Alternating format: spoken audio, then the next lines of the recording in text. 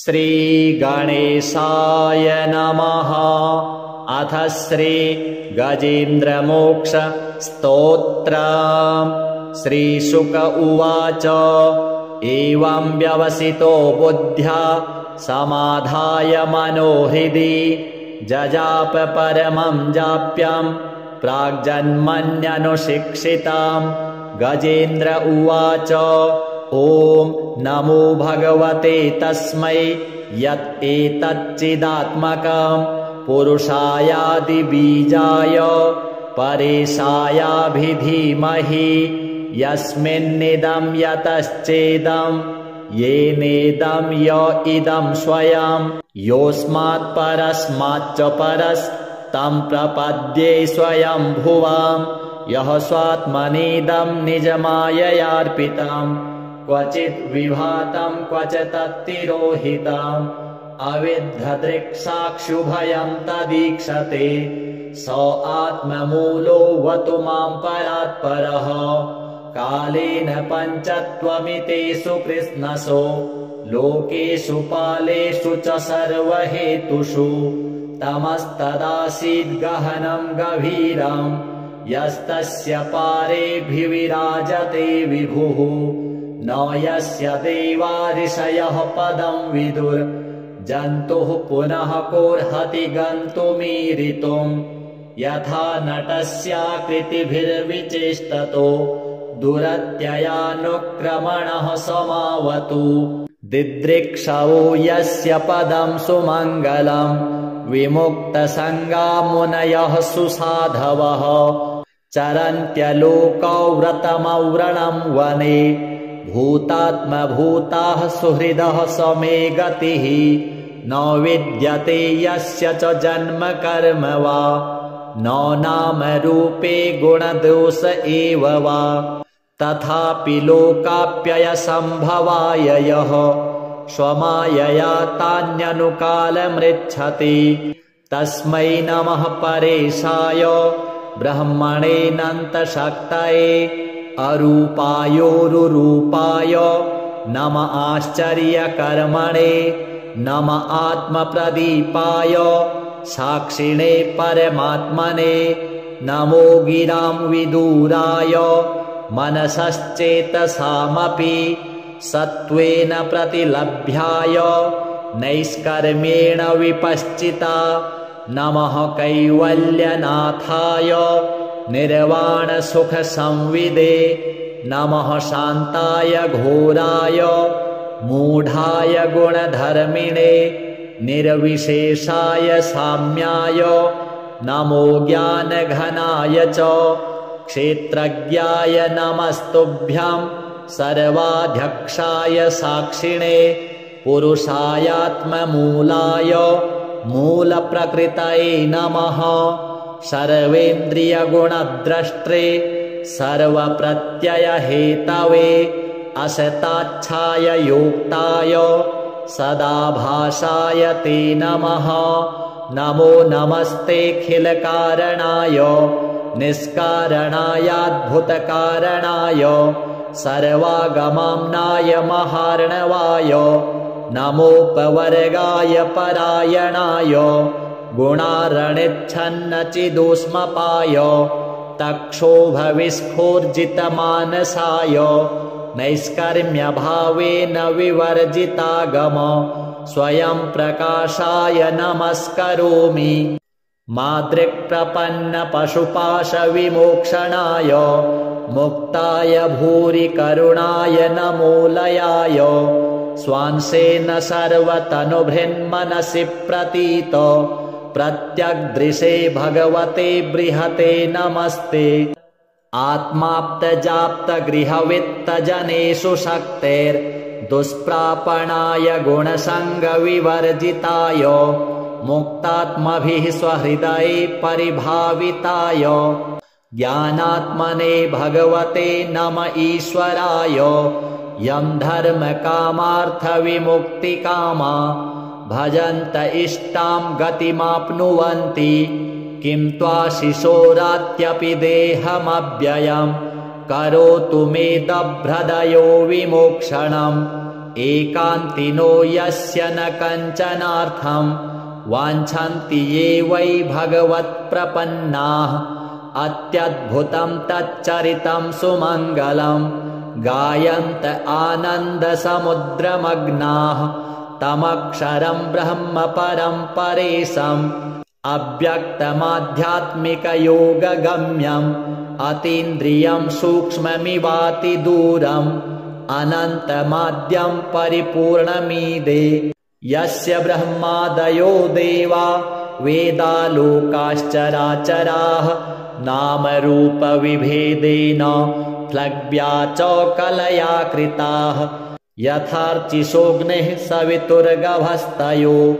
निर्यान्ति संयान्त्यसकृत्स्वरोचिषः तथा यतोऽयं गुणसम्प्रवाहो बुद्धिर्मनः खानि शरीरसर्गाः स वै न देवासुरमर्त्यतिर्यं न स्त्री न षड्ढो न पुमान्न जन्तुः नायं गुणः कर्म न सन्न चासन् निषेधशेषो जयतादशेषः जिजीविषेनाहमिहामुया किम् अन्तर्बहिश्चावृत ये भयोन्या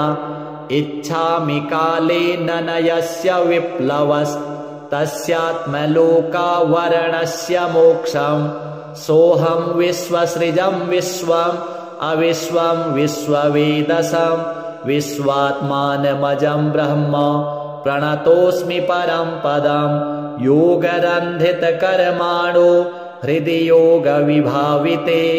योगिनो यं प्रपश्यन्ति योगेशं तं नतोऽस्म्यहम् नमो नमस्तुभ्यं सह्यवेग शक्तित्रयायाखिलधिगुणाय प्रपन्नपालाय दुरन्तशक्तये कदिन्द्रियाणामनवाप्यवर्त्मने नायं वेद स्वमात्मानं यच्छक्यत्याहं धिया हतं तं दुरत्ययमाहात्म्यं भगवन्तमितोऽस्म्यहम् श्रीशुक उवाच एवं गजेन्द्रमुपवर्णितनिर्विशेषं ब्रह्मादयो विविधलिङ्गभिदाभिमानाः नैते यदोपससृपुरनिखिलात्मकत्वात् तत्राखिलामरमयो हरिराविरासीत् तं तद्वदार्थमुपलभ्य जगन्निवासः स्तोत्रं निशम्य दिविजैः सह संस्तुवद्भिः छन्दोमयेन गरुडेन समुह्यमानश्चक्रायुधोऽभ्यगमदासु यतो गजेन्द्रः सोऽन्तः सरस्युरुबलेन गृहीत आर्तो दृष्ट्वा गरुत्मतिहरिं ख उपात्त चक्रम् उत्क्षिप्य साम्बुजकरं गिरमाह कृच्छ्रान् नारायणाखिलगुरो भगवन्नमस्ते तं वीक्ष्य पीडितमजः सहसावतीर्य सग्राहमाशु सरसः कृपयोज्जहार ग्राहाद्विपाटितमुखादरिणा गजेन्द्रं सम्पश्यतां हरिरमोमुच दुस्त्रियाणाम् श्रीहरिदेवार्पणमस्तु। श्रीशुक उवाच एवं व्यवसितो बुद्ध्या समाधाय मनोहृदि जजाप परमं जाप्यं प्राग्जन्मन्यनुशिक्षितां गजेन्द्र उवाच ॐ नमो भगवते तस्मै यत् एतच्चिदात्मकं पुरुषायादिबीजाय परेशायाभिधीमहि यस्मिन्निदं यतश्चेदं येनेदं य इदं स्वयं योऽस्मात् परस्माच्च परस्तं प्रपद्ये स्वयं भुवां यः स्वात्मनीदं निजमाययार्पितं क्वचित् विभातं क्वच तत्तिरोहितम् अविद्धदृक्साक्षुभयं तदीक्षते स आत्ममूलो वतु मां परात्परः कालेन पञ्चत्वमितेषु कृत्स्नसो लोकेषु पालेषु च सर्वहेतुषु तमस्तदासीद् गहनं गभीरं यस्तस्य पारेऽभिविराजते विभुः न यस्य देवा ऋषयः पदं विदुर् जन्तुः पुनः कोऽर्हति गन्तुमीरितुम् यथा नटस्याकृतिभिर्विचेष्टतो दुरत्ययानुक्रमणः समावतु दिदृक्षवो यस्य पदं सुमङ्गलम् विमुक्तसङ्गा मुनयः सुसाधवः चरन्त्यलोकौ व्रतमव्रणं वने भूतात्मभूताः सुहृदः समे गतिः न विद्यते यस्य च जन्म कर्म वा न नाम रूपे गुणदोष एव वा तथापि लोकाप्ययसम्भवाय यः स्वमायया तान्यनुकालमृच्छति तस्मै नमः परेशाय ब्रह्मणेऽनन्तशक्तये अरूपायोरुरूपाय नम आश्चर्यकर्मणे नम आत्मप्रदीपाय साक्षिणे परमात्मने नमो गिरां विदूराय मनसश्चेतसामपि सत्त्वेन प्रतिलभ्याय नैष्कर्म्येण विपश्चिता नमः कैवल्यनाथाय निर्वाणसुखसंविदे नमः शान्ताय घोराय मूढाय गुणधर्मिणे निर्विशेषाय साम्याय नमो ज्ञानघनाय च क्षेत्रज्ञाय नमस्तुभ्यं सर्वाध्यक्षाय साक्षिणे पुरुषायात्ममूलाय मूलप्रकृतये नमः सर्वेन्द्रियगुणद्रष्ट्रे सर्वप्रत्ययहेतवे असताच्छाय योक्ताय सदाभासाय ते नमः नमो नमस्तेऽखिलकारणाय निष्कारणायाद्भुतकारणाय सर्वागमाम्नाय महार्णवाय नमोपवर्गाय परायणाय गुणारणिच्छन्नचिदुष्मपाय तक्षोभविस्फूर्जितमानसाय नैष्कर्म्यभावेन विवर्जितागम स्वयं प्रकाशाय नमस्करोमि मादृक्प्रपन्नपशुपाशविमोक्षणाय मुक्ताय भूरि करुणाय नमोलयाय स्वांसेन सर्वतनुभृन्मनसि प्रतीत प्रत्यग्दृशे भगवते बृहते नमस्ते आत्माप्तजाप्तगृहवित्तजनेषु शक्तेर्दुष्प्रापणाय गुणसङ्गविवर्जिताय मुक्तात्मभिः स्वहृदये परिभाविताय ज्ञानात्मने भगवते नम ईश्वराय यं धर्मकामार्थविमुक्तिकामा भजन्त इष्टां गतिमाप्नुवन्ति किं त्वाशिशोरात्यपि देहमव्ययं करोतु मे दभ्रदयो विमोक्षणम् एकान्तिनो यस्य न कञ्चनार्थं वाञ्छन्ति ये वै भगवत्प्रपन्नाः अत्यद्भुतं तच्चरितं सुमङ्गलं गायन्त आनन्दसमुद्रमग्नाः तमक्षरं ब्रह्म परं परेशम् अव्यक्तमाध्यात्मिकयोगगम्यम् अतीन्द्रियं सूक्ष्ममिवातिदूरम् अनन्तमाद्यं परिपूर्णमीदे यस्य ब्रह्मादयो देवा वेदालोकाश्चराचराः नामरूपविभेदेन फ्लग्व्या च कलया कृताः यथार्चिषोऽग्निः सवितुर्गभस्तयो निर्यान्ति संयान्त्यसकृत्स्वरोचिषः तथा यतोऽयं गुणसम्प्रवाहो बुद्धिर्मनः खानि शरीरसर्गाः स वै न देवासुरमर्त्यतिर्यं न स्त्री न षड्ढो न पुमान्न जन्तुः नायं गुणः कर्म न सन्न चासन् निषेधशेषो जयतादशेषः जिजीविषेनाहमिहामुया किं अन्तर्बहिश्चावृत ये भयोन्या इच्छामि कालेन न यस्य विप्लवस्तस्यात्मलोकावरणस्य मोक्षम् सोऽहं विश्वसृजं विश्वम् अविश्वं विश्ववेदसं विश्वात्मानमजं ब्रह्म प्रणतोऽस्मि परं पदं योगरन्धितकर्माणो हृदि योगविभाविते योगिनो यं प्रपश्यन्ति योगेशं तं नतोऽस्म्यहम् नमो नमस्तुभ्यं सह्यवेग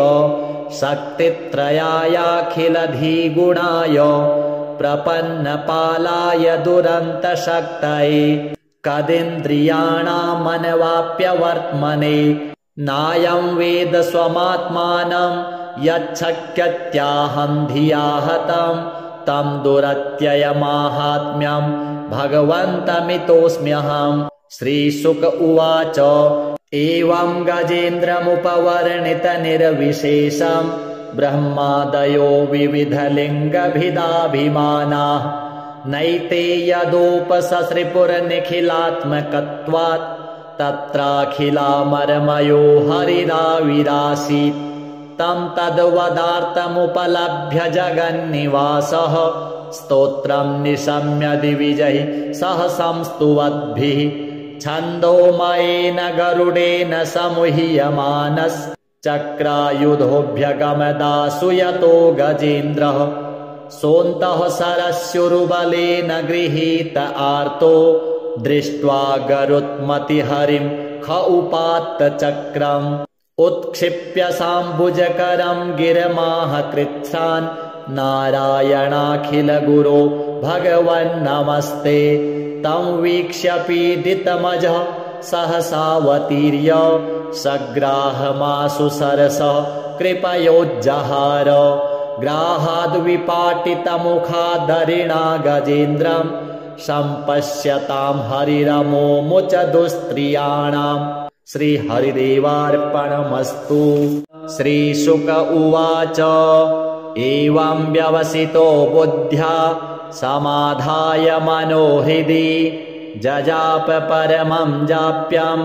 प्राग्जन्मन्यनुशिक्षितां गजेन्द्र उवाच ॐ नमो भगवते तस्मै यत् एतच्चिदात्मकं पुरुषायादिबीजाय परेशायाभिधीमहि यस्मिन्निदं यतश्चेदं येनेदं य इदं स्वयं योऽस्मात् परस्माच्च परस्तं प्रपद्ये स्वयं भुवां यः स्वात्मनीदं निजमाययार्पितं क्वचित् विभातं क्वच तत्तिरोहितम् अविद्धदृक्साक्षुभयं तदीक्षते स आत्ममूलो वतु मां परात्परः कालेन पञ्चत्वमितेषु कृत्स्नसो लोकेषु पालेषु च सर्वहेतुषु तमस्तदासीद् गहनं गभीरं यस्तस्य पारेऽभिविराजते विभुः न यस्य देवा ऋषयः पदं विदुर् जन्तुः पुनः कोर्हति गन्तुमीरितुम् यथा नटस्याकृतिभिर्विचेष्टतो दुरत्ययानुक्रमणः समावतु दिदृक्षवो यस्य पदं सुमङ्गलं विमुक्तसङ्गा मुनयः सुसाधवः चरन्त्यलोकौ व्रतमव्रणं वने भूतात्मभूताः सुहृदः समे गतिः न विद्यते यस्य च जन्म कर्म वा न नाम रूपे गुणदोष एव वा तथापि लोकाप्ययसम्भवाय यः स्वमायया तान्यनुकालमृच्छति तस्मै नमः परेशाय ब्रह्मणेऽनन्तशक्तये अरूपायोरुरूपाय नम आश्चर्यकर्मणे नम आत्मप्रदीपाय साक्षिणे परमात्मने नमो गिरां विदूराय मनसश्चेतसामपि सत्त्वेन प्रतिलभ्याय नैष्कर्म्येण विपश्चिता। नमः कैवल्यनाथाय निर्वाणसुखसंविदे। नमः शान्ताय घोराय मूढाय गुणधर्मिणे। निर्विशेषाय साम्याय नमो ज्ञानघनाय च। क्षेत्रज्ञाय नमस्तुभ्यं सर्वाध्यक्षाय साक्षिणे। पुरुषायात्ममूलाय मूलप्रकृतये नमः। सर्वेन्द्रियगुणद्रष्ट्रे सर्वप्रत्ययहेतवे। असताच्छाय योक्ताय सदाभासाय ते नमः। नमो नमस्तेऽखिलकारणाय निष्कारणायाद्भुतकारणाय सर्वागमाम्नाय महार्णवाय। नमोपवर्गाय परायणाय गुणारणिच्छन्नचिदुष्मपाय। तक्षोभविस्फूर्जितमानसाय नैष्कर्म्यभावेन विवर्जितागम स्वयं प्रकाशाय नमस्करोमि। मादृक्प्रपन्नपशुपाशविमोक्षणाय मुक्ताय भूरि करुणाय नमोलयाय। स्वांसेन सर्वतनुभृन्मनसि प्रतीत प्रत्यग्दृशे भगवते बृहते नमस्ते। आत्माप्तजाप्तगृहवित्तजनेषु शक्तेर्दुष्प्रापणाय गुणसङ्गविवर्जिताय। मुक्तात्मभिः स्वहृदये परिभाविताय।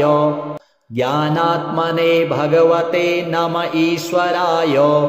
यं धर्मकामार्थविमुक्तिकामा भजन्त इष्टां गतिमाप्नुवन्ति। किं त्वाशिशोरात्यपि देहमव्ययम् करोतु मे दभ्रदयो विमोक्षणम्। एकान्तिनो यस्य न कञ्चनार्थम् वाञ्छन्ति ये वै भगवत्प्रपन्नाः। अत्यद्भुतं तच्चरितं सुमङ्गलम् गायन्त आनन्दसमुद्रमग्नाः। तमक्षरं ब्रह्म परं परेशम् अव्यक्तमाध्यात्मिकयोगगम्यम्। अतीन्द्रियं सूक्ष्ममिवातिदूरम् अनन्तमाद्यं परिपूर्णमीदे। यस्य ब्रह्मादयो देवा वेदालोकाश्चराचराः। नामरूपविभेदेन फ्लग्व्या च कलया कृताः। यथार्चिषोऽग्निः सवितुर्गभस्तयो निर्यान्ति संयान्त्यसकृत्स्वरोचिषः। तथा यतोऽयं गुणसम्प्रवाहो बुद्धिर्मनः खानि शरीरसर्गाः। स वै न देवासुरमर्त्यतिर्यं न स्त्री न षड्ढो न पुमान् न जन्तुः। नायं गुणः कर्म न सन्न चासन् निषेधशेषो जयतादशेषः। जिजीविषेनाहमिहामुया किम् अन्तर्बहिश्चावृत ये भयोन्या। इच्छामि कालेन न यस्य विप्लवस्तस्यात्मलोकावरणस्य मोक्षम्। सोऽहं विश्वसृजं विश्वम् अविश्वं विश्ववेदसं। विश्वात्मानमजं ब्रह्म प्रणतोऽस्मि परं पदम्। योगरन्धितकर्माणो हृदि योगविभाविते। योगिनो यं प्रपश्यन्ति योगेशं तं नतोऽस्म्यहम्। नमो नमस्तुभ्यं सह्यवेग शक्तित्रयायाखिलधिगुणाय। प्रपन्नपालाय दुरन्तशक्तये कदिन्द्रियाणामनवाप्यवर्त्मने। नायं वेद स्वमात्मानं यच्छक्यत्याहं धिया हतं। तं दुरत्ययमाहात्म्यं भगवन्तमितोऽस्म्यहम्। श्रीशुक उवाच एवं गजेन्द्रमुपवर्णितनिर्विशेषम् ब्रह्मादयो विविधलिङ्गभिदाभिमानाः। नैते यदोपससृपुरनिखिलात्मकत्वात् तत्राखिलामरमयो हरिराविरासीत्। तं तद्वदार्थमुपलभ्य जगन्निवासः स्तोत्रं निशम्य दिविजैः सह संस्तुवद्भिः छन्दोमयेन गरुडेन समुह्यमानश्चक्रायुधोऽभ्यगमदासु यतो गजेन्द्रः सोऽन्तः सरस्युरुबलेन गृहीत आर्तो दृष्ट्वा गरुत्मतिहरिं ख उपात्त चक्रम् उत्क्षिप्य साम्बुजकरं गिरमाह कृच्छ्रान् नारायणाखिलगुरो भगवन्नमस्ते तं वीक्ष्य पीडितमजः सहसावतीर्य सग्राहमाशु सरसः कृपयोज्जहार ग्राहाद्विपाटितमुखादरिणा गजेन्द्रं सम्पश्यतां हरिरमोमुच दुस्त्रियाणाम् श्रीहरिदेवार्पणमस्तु। श्रीशुक उवाच एवं व्यवसितो बुद्ध्या समाधाय मनोहृदि जजाप परमं जाप्यं प्राग्जन्मन्यनुशिक्षितां गजेन्द्र उवाच ॐ नमो भगवते तस्मै यत् एतच्चिदात्मकं पुरुषायादिबीजाय परेशायाभिधीमहि यस्मिन्निदं यतश्चेदं येनेदं य इदं स्वयं योऽस्मात् परस्माच्च परस्तं प्रपद्ये स्वयं भुवां यः स्वात्मनीदं निजमाययार्पितं क्वचित् विभातं क्वच तत्तिरोहितम् अविद्धदृक्साक्षुभयं तदीक्षते स आत्ममूलो वतु मां परात्परः कालेन पञ्चत्वमितेषु कृत्स्नसो लोकेषु पालेषु च सर्वहेतुषु तमस्तदासीद् गहनं गभीरं यस्तस्य पारेऽभिविराजते विभुः न यस्य देवा ऋषयः पदं विदुर् जन्तुः पुनः कोर्हति गन्तुमीरितुम् यथा नटस्याकृतिभिर्विचेष्टतो दुरत्ययानुक्रमणः समावतु दिदृक्षवो यस्य पदं सुमङ्गलं विमुक्तसङ्गा मुनयः सुसाधवः चरन्त्यलोकौ व्रतमव्रणं वने भूतात्मभूताः सुहृदः समे गतिः न विद्यते यस्य च जन्म कर्म वा न नाम रूपे गुणदोष एव वा तथापि लोकाप्ययसम्भवाय यः स्वमायया तान्यनुकालमृच्छति तस्मै नमः परेशाय ब्रह्मणेऽनन्तशक्तये अरूपायोरुरूपाय नम आश्चर्यकर्मणे नम आत्मप्रदीपाय साक्षिणे परमात्मने नमो गिरां विदूराय मनसश्चेतसामपि सत्त्वेन प्रतिलभ्याय नैष्कर्म्येण विपश्चिता नमः कैवल्यनाथाय निर्वाणसुखसंविदे नमः शान्ताय घोराय मूढाय गुणधर्मिणे निर्विशेषाय साम्याय नमो ज्ञानघनाय च क्षेत्रज्ञाय नमस्तुभ्यं सर्वाध्यक्षाय साक्षिणे पुरुषायात्ममूलाय मूलप्रकृतये नमः सर्वेन्द्रियगुणद्रष्ट्रे सर्वप्रत्ययहेतवे असताच्छाय योक्ताय सदाभासाय ते नमः नमो नमस्तेऽखिलकारणाय निष्कारणायाद्भुतकारणाय सर्वागमाम्नाय महार्णवाय नमोपवर्गाय परायणाय गुणारणिच्छन्नचिदुष्मपाय तक्षोभविस्फूर्जितमानसाय नैष्कर्म्यभावेन विवर्जितागम स्वयं प्रकाशाय नमस्करोमि मादृक्प्रपन्नपशुपाशविमोक्षणाय मुक्ताय भूरि करुणाय नमोलयाय स्वांसेन सर्वतनुभृन्मनसि प्रतीतो प्रत्यग्दृशे भगवते बृहते नमस्ते आत्माप्तजाप्तगृहवित्तजनेषु शक्तेर्दुष्प्रापणाय गुणसङ्गविवर्जिताय मुक्तात्मभिः स्वहृदये परिभाविताय ज्ञानात्मने भगवते नम ईश्वराय यं धर्मकामार्थविमुक्तिकामा भजन्त इष्टां गतिमाप्नुवन्ति किं त्वाशिशोरात्यपि देहमव्ययम् करोतु मे दभ्रदयो विमोक्षणम् एकान्तिनो यस्य न कञ्चनार्थम् वाञ्छन्ति ये वै भगवत्प्रपन्नाः अत्यद्भुतं तच्चरितं सुमङ्गलम् गायन्त आनन्दसमुद्रमग्नाः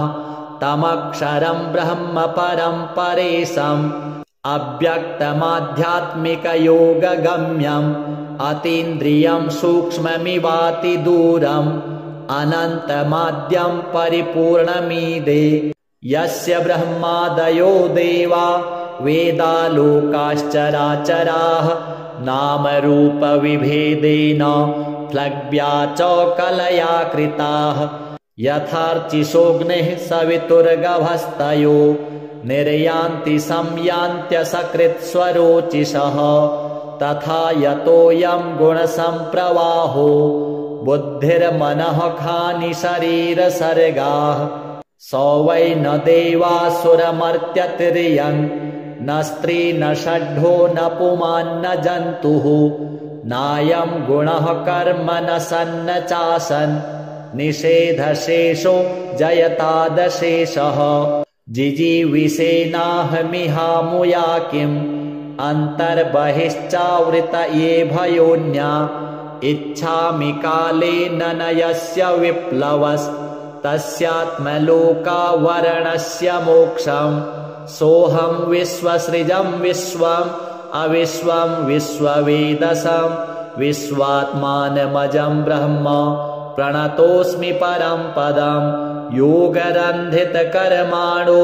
हृदि योगविभाविते योगिनो यं प्रपश्यन्ति योगे सन्तं नतोऽस्म्यहम् नमो नमस्तुभ्यं सह्यवेग शक्तित्रयायाखिलधिगुणाय प्रपन्नपालाय दुरन्तशक्तये कदिन्द्रियाणामनवाप्यवर्त्मने नायं वेद स्वमात्मानं यच्छक्यत्याहं धिया हतं तं दुरत्ययमाहात्म्यं भगवन्तमितोऽस्म्यहम् श्रीशुक उवाच एवं गजेन्द्रमुपवर्णितनिर्विशेषं ब्रह्मादयो विविधलिङ्गभिदाभिमानाः नैते यदोपससृपुरनिखिलात्मकत्वात् तत्राखिलामरमयो हरिराविरासीत् तं तद्वदार्थमुपलभ्य जगन्निवासः स्तोत्रं निशम्य दिविजैः सह संस्तुवद्भिः छन्दोमयेन गरुडेन समुह्यमानश्चक्रायुधोऽभ्यगमदासु यतो गजेन्द्रः सोऽन्तः सरस्युरुबलेन गृहीत आर्तो दृष्ट्वा गरुत्मतिहरिं ख उपात्त चक्रम् उत्क्षिप्य साम्बुजकरं गिरमाह कृच्छ्रान् नारायणाखिल गुरो भगवन्नमस्ते तं वीक्ष्य पीडितमजः सहसावतीर्य सग्राहमाशु सरसः कृपयोज्जहार ग्राहाद्विपाटितमुखादरिणा गजेन्द्रं सम्पश्यतां हरिरमोमुच दुस्त्रियाणाम् श्रीहरिदेवार्पणमस्तु। श्रीशुक उवाच एवं व्यवसितो बुद्ध्या समाधाय मनोहृदि जजाप परमं जाप्यं प्राग्जन्मन्यनुशिक्षितां गजेन्द्र उवाच ॐ नमो भगवते तस्मै यत् एतच्चिदात्मकं पुरुषायादिबीजाय परेशायाभिधीमहि यस्मिन्निदं यतश्चेदं येनेदं य इदं स्वयं योऽस्मात् परस्माच्च परस्तं प्रपद्ये स्वयं भुवां यः स्वात्मनीदं निजमाययार्पितं क्वचित् विभातं क्वच तत्तिरोहितम् अविद्धदृक्साक्षुभयं तदीक्षते स आत्ममूलो वतु मां परात्परः कालेन पञ्चत्वमितेषु कृत्स्नसो लोकेषु पालेषु च सर्वहेतुषु तमस्तदासीद् गहनं गभीरं यस्तस्य पारेऽभिविराजते विभुः न यस्य देवा ऋषयः पदं विदुर् जन्तुः पुनः कोर्हति गन्तुमीरितुम् यथा नटस्याकृतिभिर्विचेष्टतो दुरत्ययानुक्रमणः समावतु दिदृक्षवो यस्य पदं सुमङ्गलं विमुक्तसङ्गा मुनयः सुसाधवः चरन्त्यलोकौ व्रतमव्रणं वने भूतात्मभूताः सुहृदः समे गतिः न विद्यते यस्य च जन्म कर्म वा न नाम रूपे गुणदोष एव वा तथापि लोकाप्ययसम्भवाय यः स्वमायया तान्यनुकालमृच्छति तस्मै नमः परेशाय ब्रह्मणेऽनन्तशक्तये अरूपायोरुरूपाय नम आश्चर्यकर्मणे नम आत्मप्रदीपाय साक्षिणे परमात्मने नमो गिरां विदूराय मनसश्चेतसामपि सत्त्वेन प्रतिलभ्याय नैष्कर्म्येण विपश्चिता नमः कैवल्यनाथाय निर्वाणसुखसंविदे नमः शान्ताय घोराय मूढाय गुणधर्मिणे निर्विशेषाय साम्याय नमो ज्ञानघनाय च क्षेत्रज्ञाय नमस्तुभ्यं सर्वाध्यक्षाय साक्षिणे पुरुषायात्ममूलाय मूलप्रकृतये नमः सर्वेन्द्रियगुणद्रष्ट्रे सर्वप्रत्ययहेतवे असताच्छाय योक्ताय सदाभासाय ते नमः नमो नमस्तेऽखिलकारणाय निष्कारणायाद्भुतकारणाय सर्वागमाम्नाय महार्णवाय नमोपवर्गाय परायणाय गुणारणिच्छन्नचिदुष्मपाय तक्षोभविस्फूर्जितमानसाय नैष्कर्म्यभावेन विवर्जितागम स्वयं प्रकाशाय नमस्करोमि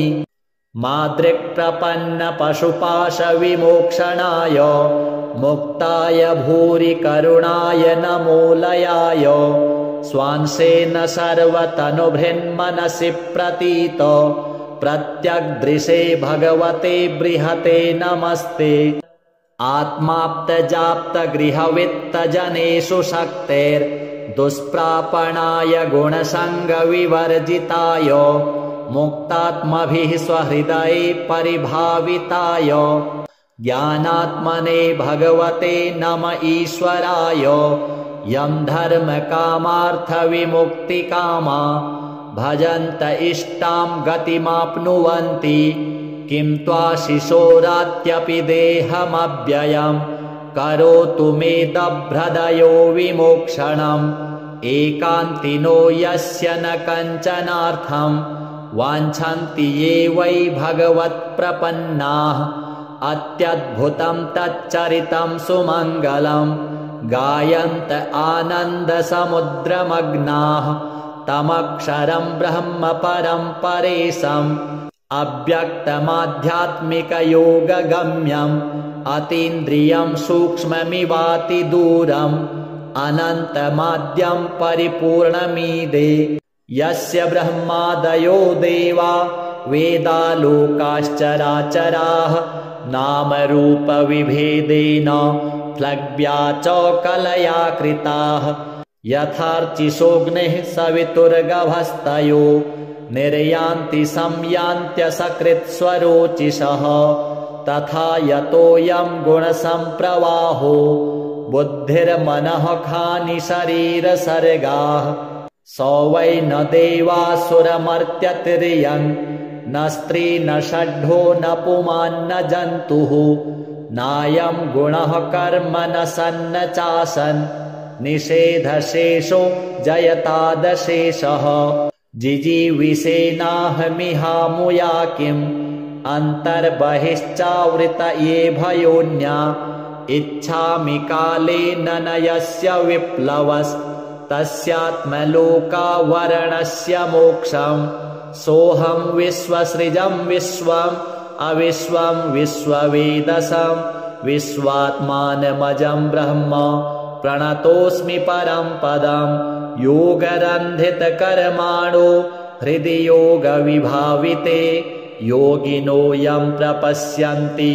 योगेशं तं नतोऽस्म्यहम् नमो नमस्तुभ्यं सह्यवेग शक्तित्रयायाखिलधिगुणाय प्रपन्नपालाय दुरन्तशक्तये कदिन्द्रियाणामनवाप्यवर्त्मने नायं वेद स्वमात्मानं यच्छक्यत्याहं धिया हतं तं दुरत्ययमाहात्म्यं भगवन्तमितोऽस्म्यहम् श्रीशुक उवाच एवं गजेन्द्रमुपवर्णितनिर्विशेषं ब्रह्मादयो विविधलिङ्गभिदाभिमानाः नैते यदोपससृपुरनिखिलात्मकत्वात् तत्राखिलामरमयो हरिराविरासीत् तं तद्वदार्थमुपलभ्य जगन्निवासः स्तोत्रं निशम्य दिविजैः सह संस्तुवद्भिः छन्दोमयेन गरुडेन समुह्यमानश्चक्रायुधोऽभ्यगमदासु यतो गजेन्द्रः सोऽन्तः सरस्युरुबलेन गृहीत आर्तो दृष्ट्वा गरुत्मतिहरिं ख उपात्त चक्रम् उत्क्षिप्य साम्बुजकरं गिरमाह कृच्छ्रान् नारायणाखिलगुरो भगवन्नमस्ते तं वीक्ष्य पीडितमजः सहसावतीर्य सग्राहमाशु सरसः कृपयोज्जहार ग्राहाद्विपाटितमुखादरिणा गजेन्द्रं सम्पश्यतां हरिरमोमुच दुस्त्रियाणाम् श्रीहरिदेवार्पणमस्तु। श्रीशुक उवाच एवं व्यवसितो बुद्ध्या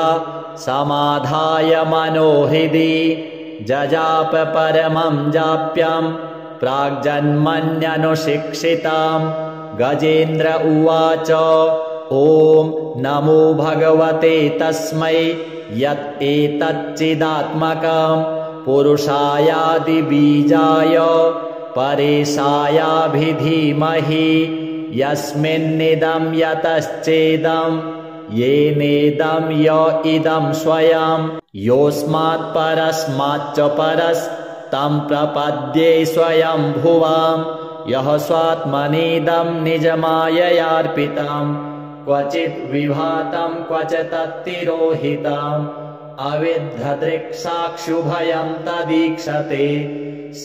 आत्ममूलोऽवतु मां परात्परः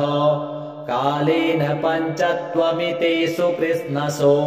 लोकेषु पालेषु च सर्वहेतुषु तमस्तदासीद्गहनं गभीरं यस्तस्य पारेऽभिविराजते विभुः न यस्य देवा ऋषयः पदं विदुर् जन्तुः पुनः कोऽर्हति गन्तुमीरितुम् यथा नटस्याकृतिभिर्विचेष्टतो दुरत्ययानुक्रमणः समावतु दिदृक्षवो यस्य पदं सुमङ्गलं विमुक्तसङ्गा मुनयः सुसाधवः चरन्त्यलोकौ व्रतमव्रणं वने भूतात्मभूताः सुहृदः समे गतिः न विद्यते यस्य च जन्म कर्म वा न नाम रूपे गुणदोष एव वा तथापि लोकाप्ययसम्भवाय यः स्वमायया तान्यनुकालमृच्छति तस्मै नमः परेशाय ब्रह्मणेऽनन्तशक्तये अरूपायोरुरूपाय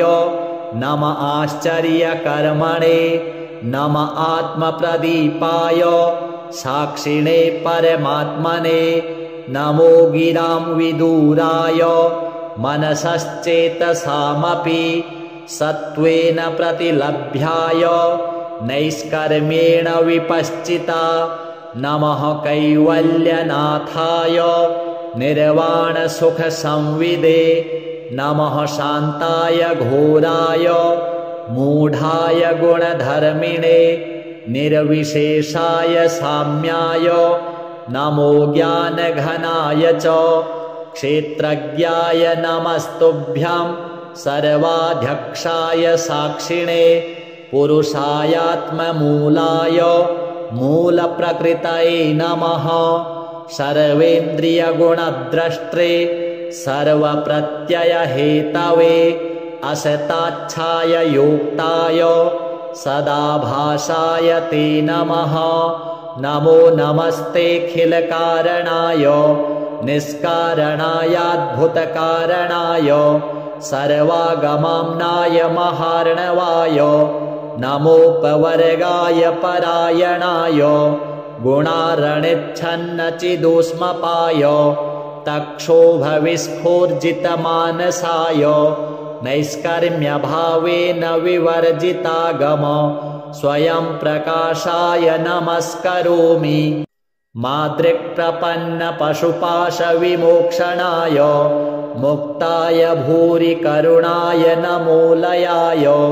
स्वांसेन सर्वतनुभृन्मनसि प्रतीत प्रत्यग्दृशे भगवते बृहते नमस्ते आत्माप्तजाप्तगृहवित्तजनेषु शक्तेर्दुष्प्रापणाय गुणसङ्गविवर्जिताय मुक्तात्मभिः स्वहृदये परिभाविताय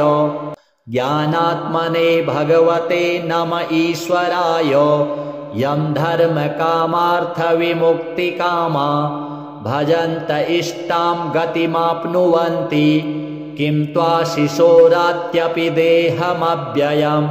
करोतु मे दभ्रदयो विमोक्षणम् एकान्तिनो यस्य न कञ्चनार्थं वाञ्छन्ति ये वै भगवत्प्रपन्नाः अत्यद्भुतं तच्चरितं सुमङ्गलं गायन्त आनन्दसमुद्रमग्नाः तमक्षरं ब्रह्म परं परेशम् अव्यक्तमाध्यात्मिकयोगगम्यम् अतीन्द्रियं सूक्ष्ममिवातिदूरम् अनन्तमाद्यं परिपूर्णमीदे यस्य ब्रह्मादयो देवा वेदालोकाश्चराचराः नामरूपविभेदेन फ्लग्व्या च कलया कृताः यथार्चिषोऽग्निः सवितुर्गभस्तयो निर्यान्ति संयान्त्यसकृत्स्वरोचिषः तथा यतोऽयं गुणसम्प्रवाहो बुद्धिर्मनः खानि शरीरसर्गाः स वै न देवासुरमर्त्यतिर्यं न स्त्री न षड्ढो न पुमान्न जन्तुः नायं गुणः कर्म न सन्न चासन् निषेधशेषो जयतादशेषः जिजीविषेनाहमिहामुया किम् अन्तर्बहिश्चावृत ये भयोन्या इच्छामि कालेन न यस्य विप्लवस्तस्यात्मलोकावरणस्य मोक्षम् सोऽहं विश्वसृजं विश्वम् अविश्वं विश्ववेदसं विश्वात्मानमजं ब्रह्म प्रणतोऽस्मि परं पदं योगरन्धितकर्माणो हृदि योगविभाविते योगिनो यं प्रपश्यन्ति योगे सन्तं नतोऽस्म्यहम् नमो नमस्तुभ्यं सह्यवेग शक्तित्रयायाखिलधिगुणाय प्रपन्नपालाय दुरन्तशक्तये कदिन्द्रियाणामनवाप्यवर्त्मने नायं वेद स्वमात्मानं यच्छक्यत्याहं धिया हतं तं दुरत्ययमाहात्म्यं भगवन्तमितोऽस्म्यहम्। श्रीशुक उवाच एवं गजेन्द्रमुपवर्णितनिर्विशेषं ब्रह्मादयो विविधलिङ्गभिदाभिमानाः नैते यदोपससृपुरनिखिलात्मकत्वात् तत्राखिलामरमयो हरिराविरासीत् तं तद्वदार्थमुपलभ्य जगन्निवासः स्तोत्रं निशम्य दिविजैः सह संस्तुवद्भिः छन्दोमयेन गरुडेन समुह्यमानश्चक्रायुधोऽभ्यगमदासु यतो गजेन्द्रः सोऽन्तः सरस्युरुबलेन गृहीत आर्तो दृष्ट्वा गरुत्मतिहरिं ख उपात्त चक्रम् उत्क्षिप्य साम्बुजकरं गिरमाह कृच्छ्रान् नारायणाखिलगुरो भगवन्नमस्ते तं वीक्ष्य पीडितमजः सहसावतीर्य सग्राहमाशु सरसः कृपयोज्जहार ग्राहाद्विपाटितमुखादरिणा गजेन्द्रं